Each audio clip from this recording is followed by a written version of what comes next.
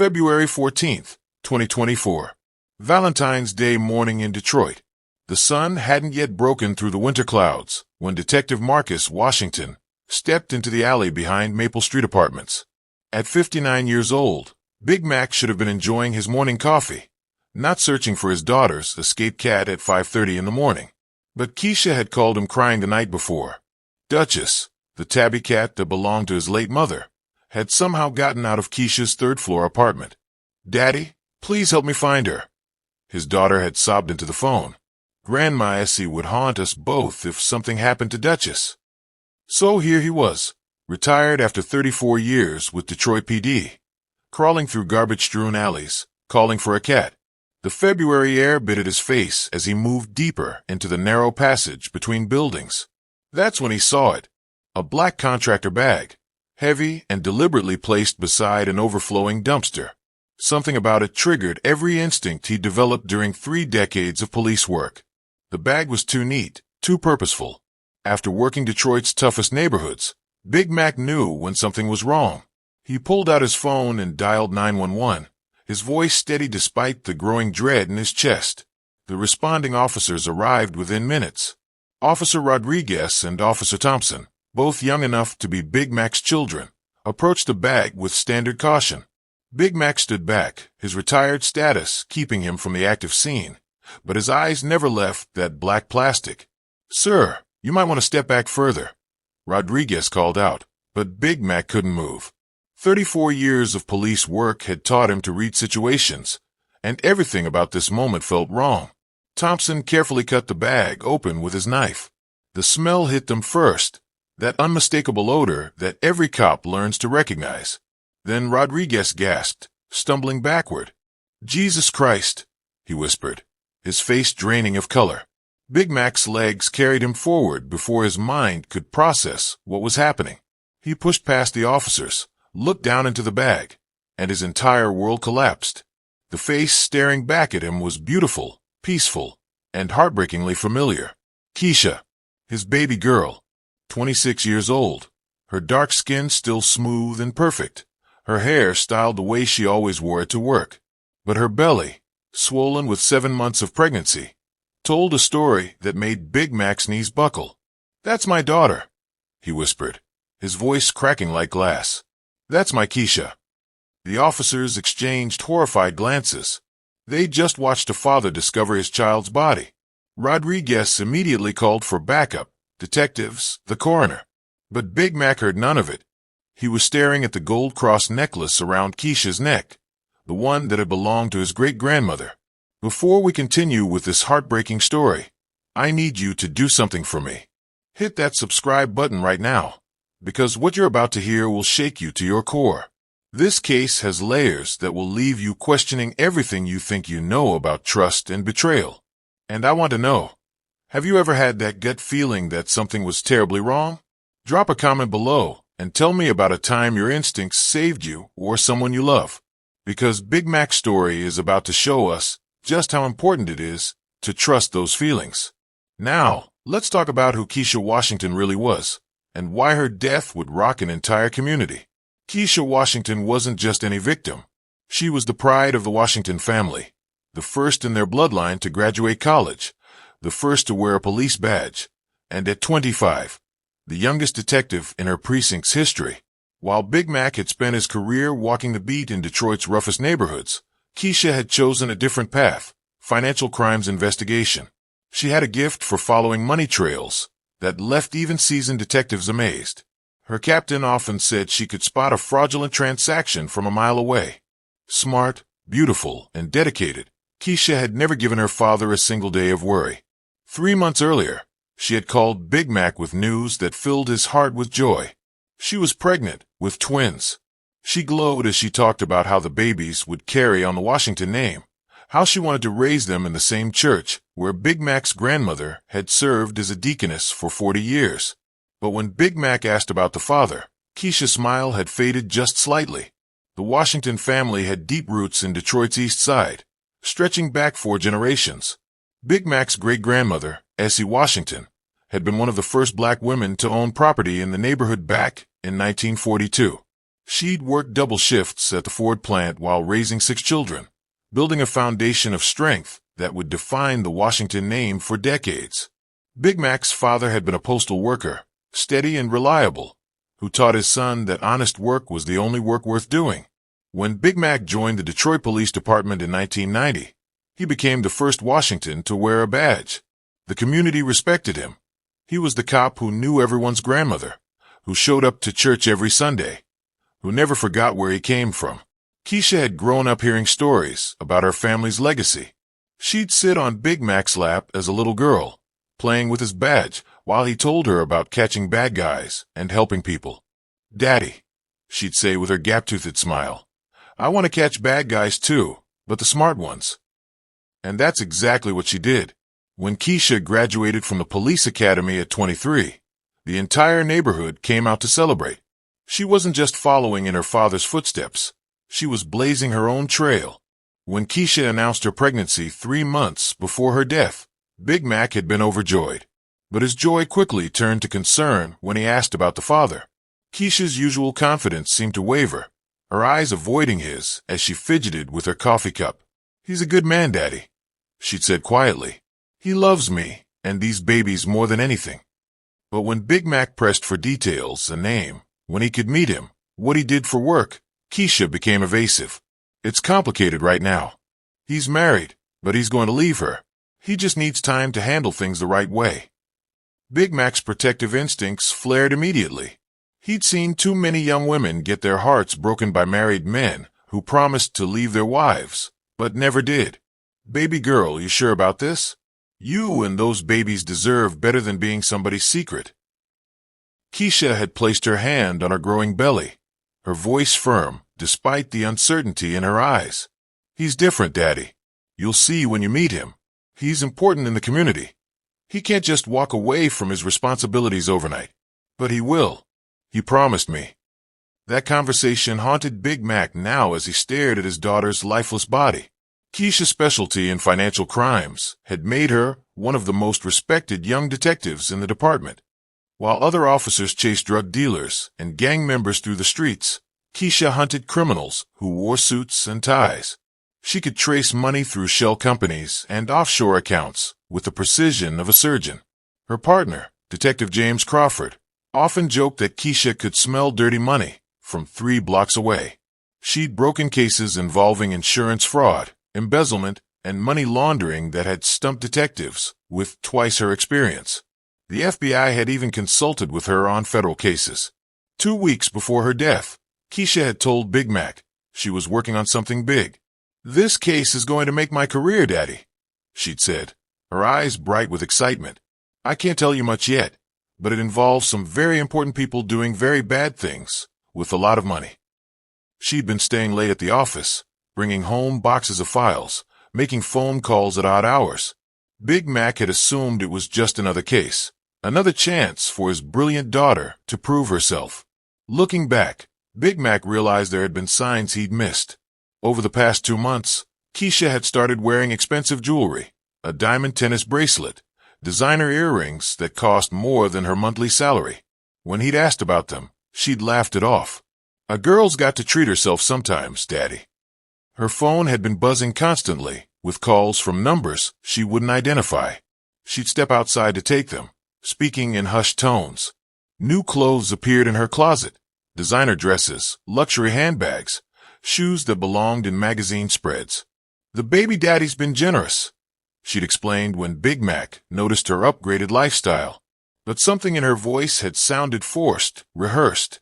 Now, standing over her body, those warning signs felt like screaming alarms he'd been too trusting to hear. Dr. Patricia Holmes had been the Wayne County medical examiner for 15 years, but she'd never had to deliver results like this to a friend. She'd known Big Mac since they were both rookies in their respective fields, had shared countless cups of coffee during late-night crime scenes. Now she had to tell him how his daughter died. "Mac, you need to sit down for this," Dr. Holmes said, her voice heavy with sorrow. The autopsy report lay open on her desk, filled with details that would haunt Big Mac forever. Keisha was strangled. Manual strangulation. Someone used their bare hands. But that wasn't the worst of it. There's cocaine in her system, Mac. High levels. But here's what doesn't make sense. The cocaine was forced into her system. We found injection marks on her arms, defensive wounds on her hands and fingernails. She fought back hard. Big Mac's hands trembled as he processed the information. His daughter didn't use drugs. She barely touched alcohol at family gatherings. Someone drugged her first, Dr. Holmes continued, her voice barely above a whisper. Then they killed her. This wasn't random, Mac. This was planned. The twins, both boys, would have been healthy if born that day. Keisha's apartment told a story of violence and desperation. Detective Jimmy Crawford, her partner for the past 2 years, walked Big Mac through what they'd found. The living room appeared normal at first glance, but trained eyes caught the details that mattered. Her laptop's missing, Mac, Jimmy said, pointing to the empty desk where Keisha always worked. And look at this. He led Big Mac to Keisha's home office, where filing cabinets had been ransacked. Papers scattered across the floor, folders torn open, documents missing. Whoever did this was looking for something specific. Jimmy continued. They knew exactly where to look. This wasn't a robbery. Nothing else was touched. Her jewelry box is untouched, cash still in her purse. Even her service weapon was left in its holster. Jimmy's voice cracked as he shared what haunted him most. She'd been working on something big, Mac. For weeks, she'd been staying late, making copies of files, talking about how this case would change everything. She said she was close to exposing corruption that went all the way to the top. The apartment security cameras had been disabled 2 days before Keisha's death. Someone had planned this carefully, knowing her routines, her schedule, her vulnerabilities. Big Mac's first breakthrough came from Keisha's phone records. Among the dozens of calls in her final weeks, one number appeared repeatedly, a number registered to Kay Williams. The calls had increased in frequency over the past month, sometimes lasting hours, often occurring late at night. When Big Mac traced the number, his blood ran cold. It belonged to Councilman Kenneth Williams, one of Detroit's rising political stars. Williams was married to Judge Patricia Williams, and together they formed the city's most powerful couple. He was being groomed for mayor. She was rumored to be in line for a federal judgeship. But why was his pregnant daughter receiving calls from a married councilman?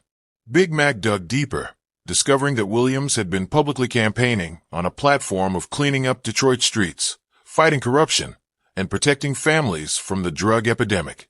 The same drug epidemic that had claimed Big Mac's nephew 2 years earlier. The irony wasn't lost on him as he stared at Williams' campaign posters plastered around the neighborhood, promising to be the voice of change Detroit desperately needed. What would you do if you discovered your child was investigating something this dangerous? Would you trust the system, or would you take matters into your own hands? Let me know in the comments below. I read every single one of your responses.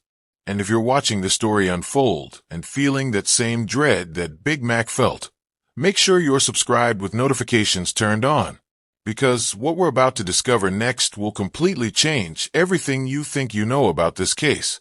The connections Big Mac was about to uncover would reveal a conspiracy so deep, so corrupt, that it would shake Detroit's political establishment to its very foundation. Trust me, you don't want to miss what happens next. Kenneth Williams had built his political career on the promise of change. At 42, he was everything Detroit voters wanted: charismatic, educated, and seemingly incorruptible. He'd grown up in the same neighborhoods he now represented, the son of a factory worker and a school teacher. His rise from community organizer to city councilman had been meteoric. His wife, Judge Patricia Williams, was equally impressive. At 39, she was the youngest federal judge in Michigan's history, appointed after a distinguished career as a prosecutor. Together, they were Detroit's golden couple, featured on magazine covers, invited to every important event, seen as the future of black political leadership. Kenneth's campaign headquarters displayed photos of him visiting churches, speaking at community centers, embracing elderly residents at town halls. His message was simple. Detroit deserves leaders who understand struggle, who won't forget where they came from. The polls showed him leading the mayoral race by 20 points. Patricia's courtroom was known for its fairness, her sentences for their consistency. Defense attorneys respected her. Prosecutors trusted her judgment. She'd built a reputation as someone who couldn't be bought, who treated every case with equal attention regardless of the defendant's status or connections. But behind their public image lay secrets that would destroy everything they'd built. The operation Kenneth Williams had constructed was brilliant in its simplicity. Dirty money from drug sales was being cleaned through a network of black-owned businesses across Detroit, establishments that dealt primarily in cash and had deep community trust. Barbershops where customers paid $20 for haircuts, but receipts showed $50. Beauty salons where a simple wash and set became a $100 service on paper. Soul food restaurants reported selling thousands of meals that were never cooked. Funeral homes inflated costs for services that grieving families never questioned. Auto repair shops charged for parts that were never installed, labor that was never performed. Each business was legitimate on the surface, owned by respected community members who believed they were simply helping a councilman's friends with their bookkeeping. The beauty of the scheme was its cultural protection. These weren't faceless corporations. They were Mrs. Johnson's Beauty Shop, where 3 generations of women had gotten their hair done, or Big Mike's Barbershop, where neighborhood men gathered to talk politics and sports. Who would suspect these pillars of the community of being part of a money laundering operation? Kenneth had recruited business owners slowly, carefully. He'd offer to help them with city permits, tax issues, or zoning problems. In return, they'd process some extra transactions through their books. Most owners thought they were helping legitimate business people avoid excessive banking fees. They had no idea they were washing blood money from the very drugs destroying their neighborhoods. The operation moved millions of dollars annually, all under the nose of law enforcement. The cruelest irony was Kenneth Williams' public stance against drugs. Every Sunday, he stood in pulpits across Detroit, preaching about the scourge of addiction destroying black families. His campaign ads featured him walking through neighborhoods ravaged by the opioid crisis, promising to fight the dealers who were poisoning our children. Meanwhile, the very network he created was facilitating the distribution of fentanyl throughout those same communities. The clean money from his laundering operation was being reinvested into purchasing more drugs, expanding territory, corrupting more officials. Kenneth wasn't just washing drug money. He was an active partner in the distribution chain. His speeches about protecting families rang hollow when viewed against the reality of his actions. He'd attend funerals of overdose victims, offering comfort to grieving mothers, while knowing his operation had likely supplied the drugs that killed their children. The community that trusted him, that saw him as their salvation, was being systematically destroyed by his greed. Kenneth Williams had become the very monster he claimed to be fighting against. The painful irony hit Big Mac like a physical blow when he realized the connection. 2 years earlier, his nephew Marcus Jr., his sister's only son, had died from a fentanyl overdose at just 19 years old. Big Mac had held his sister as she sobbed at the funeral, promising her they'd find justice for Marcus. Now he was discovering that the very man who'd spoken at Marcus's memorial service, who'd promised the family he'd fight to get drugs off the streets, had likely been responsible for the poison that killed his nephew. Kenneth Williams had looked Big Mac in the eye, shaken his hand, and offered condolences while profiting from the death of his family. The betrayal was beyond comprehension. Big Mac's investigation into Kenneth Williams revealed a relationship that went far deeper than phone calls. Bank records showed Williams had been paying for Keisha's expensive lifestyle, the jewelry, the designer clothes, the upgraded apartment. Credit card statements revealed romantic dinners at Detroit's most exclusive restaurants, weekend trips to Chicago and New York, hotel suites that cost more than most people's monthly rent. Text messages recovered from Keisha's cloud backup painted the picture of a passionate affair that had been going on for over a year.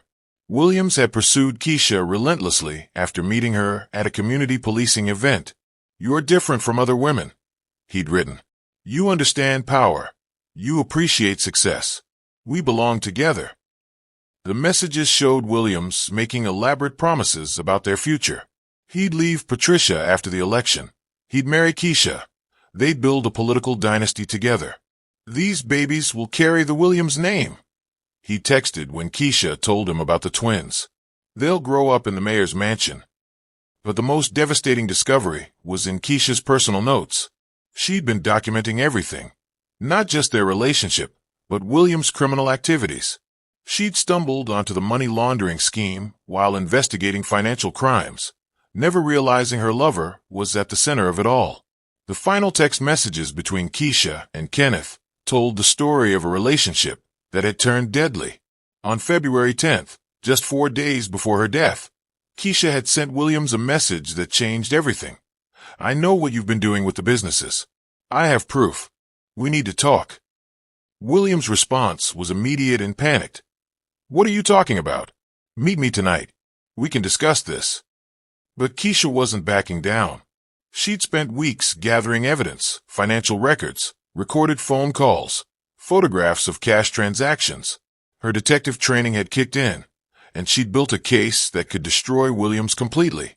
"I gave you everything," Keisha had written. "I believed your lies about leaving Patricia, about building a life together. But you're poisoning our community.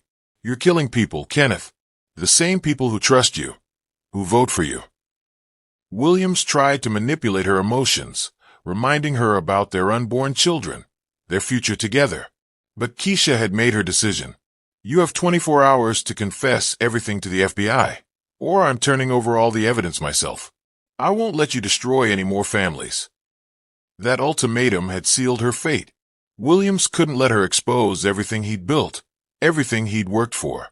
Kenneth Williams' final message to Keisha was a masterpiece of deception. "You're right. I've been living a lie, and I can't do it anymore. Meet me at the warehouse on Courttown tomorrow night. I'm ready to leave Patricia and face the consequences. We'll go to the FBI together as a family." Keisha, still in love despite everything, believed him. She arrived at the abandoned warehouse on February 13th, expecting to find the man she'd fallen for, ready to do the right thing. Instead, she found a killer who'd already made his choice. Williams had come prepared. The cocaine was pharmaceutical grade, stolen from evidence lockups through his connections. He'd injected Keisha while she was distracted, telling her he had something important to show her. As the drug took effect, she realized what was happening, but it was too late to fight back effectively. The strangulation was personal, intimate, cruel. Williams looked into Keisha's eyes as he squeezed the life from her, watching the woman who'd threatened to destroy him take her final breath. He'd wrapped her body in the contractor bag with the same hands that had once caressed her pregnant belly. Then he disposed of her like garbage, throwing away the mother of his children as if she'd never mattered at all. But Kenneth Williams hadn't acted alone. The murder had been Judge Patricia Williams' idea from the beginning. She'd known about the affair, had been monitoring Keisha's investigation through her court connections. When Kenneth panicked about Keisha's ultimatum, Patricia had been coldly practical.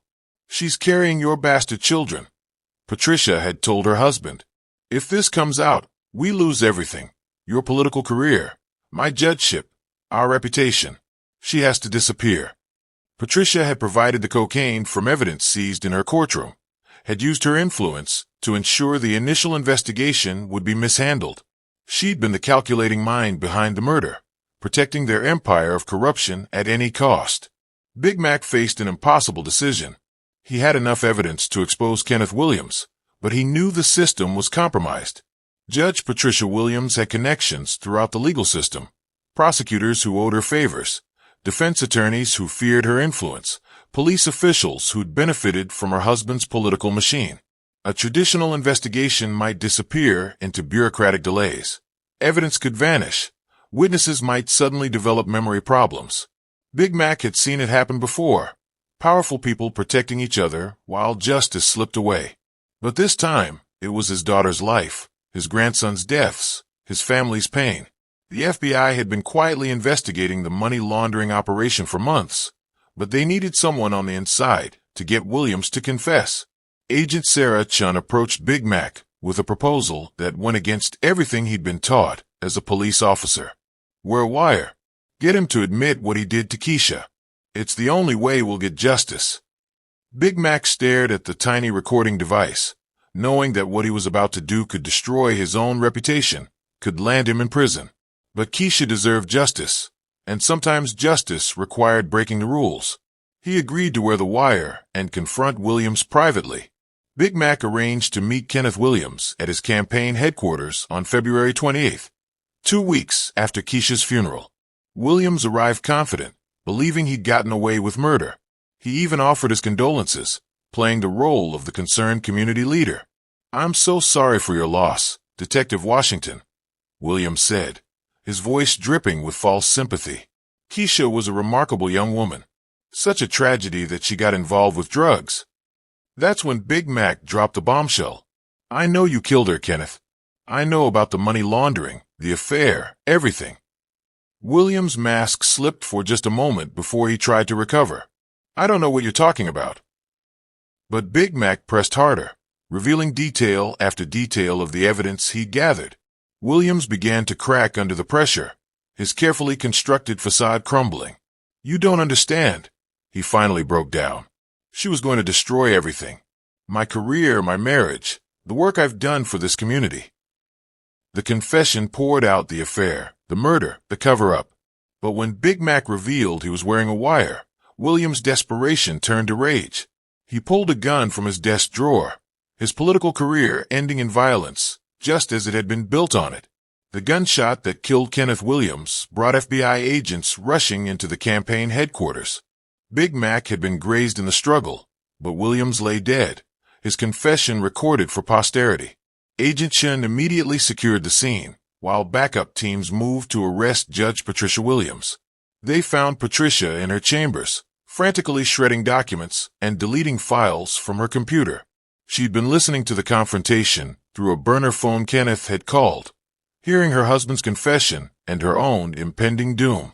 When agents burst through her door, she was trying to burn evidence in her office fireplace. "You're too late," she screamed as they handcuffed her. "You'll never prove anything." But the FBI had been building their case for months, and Kenneth's recorded confession had filled in the missing pieces. Patricia Williams, the respected federal judge, was arrested on charges of conspiracy to commit murder, money laundering, and corruption. Within hours, federal agents were raiding businesses across Detroit, arresting dozens of people connected to the money laundering operation. The empire the Williams had built crumbled in a single day. If this story moved you, if it made you think about the people we trust and the corruption that can hide behind respectability, please hit that like button and share this video. Stories like Keisha's need to be told, and your engagement helps us reach more people who need to hear them. Drop a comment below and tell me, what shocked you most about this case? Was it the betrayal by trusted leaders, or the lengths a father went to get justice for his daughter? And make sure you're subscribed with notifications on, because next week we're covering another case that will leave you questioning everything you think you know about the people in power. The Williams scandal sent shockwaves through Detroit's political establishment that are still felt today. Within 72 hours of Kenneth Williams' death and Patricia Williams' arrest, federal agents had dismantled the entire money laundering network. 43 people were arrested, including business owners, city officials, and drug dealers who had been part of the operation. The drug trafficking ring that had flooded Detroit's neighborhoods with fentanyl was completely destroyed. Federal prosecutors estimated that the network had been responsible for moving over $50 million in dirty money annually, directly contributing to hundreds of overdose deaths across the city. The businesses that had unknowingly participated in the scheme were given immunity in exchange for their cooperation with ongoing investigations. Patricia Williams was sentenced to life in prison without the possibility of parole for her role in Keisha's murder and the conspiracy that had destroyed countless lives. During her sentencing, she showed no remorse, maintaining that she had been protecting her family's legacy. The judge who sentenced her called it one of the most callous betrayals of public trust in Michigan's history. The mayoral race was thrown into chaos, with Kenneth Williams' name removed from ballots just weeks before the election. His campaign headquarters became a crime scene, his political promises revealed as lies built on the suffering of the very people he'd claimed to serve. Keisha Washington's funeral on March 5, 2024, drew over 2,000 people to Greater Mount Calvary Baptist Church. Big Mac sat in the front pew, holding ultrasound pictures of his grandsons, Marcus Jr. and Kenneth, named before Keisha learned the truth about their father. The irony of the second name wasn't lost on anyone who knew the full story. Fellow police officers, community members, and families whose lives had been destroyed by the Williams drug operation filled every seat. Keisha's captain spoke about her dedication to justice, her gift for following financial trails, and her commitment to protecting the community she'd grown up in. Big Mac established the Keisha Washington Foundation that same month, dedicated to helping families affected by the opioid crisis in Detroit's black communities. The foundation provides counseling, legal assistance, and educational programs about the warning signs of addiction and corruption. Keisha's detective badge sits on Big Mac's mantle next to the commendation she received posthumously for her work exposing the conspiracy that cost her life. Keisha's story teaches us crucial lessons about recognizing danger in our own communities. Watch for loved ones who suddenly have expensive items they can't explain, who become secretive about phone calls or relationships, or who seem involved with people whose wealth doesn't match their known income sources. Trust your instincts when something feels wrong about authority figures or community leaders. Corruption often hides behind respectability and public service. If you suspect money laundering or drug activity in local businesses, report it to federal authorities rather than local police, who might be compromised. Most importantly, remember that the greatest threats to our communities sometimes come from those who claim to protect us.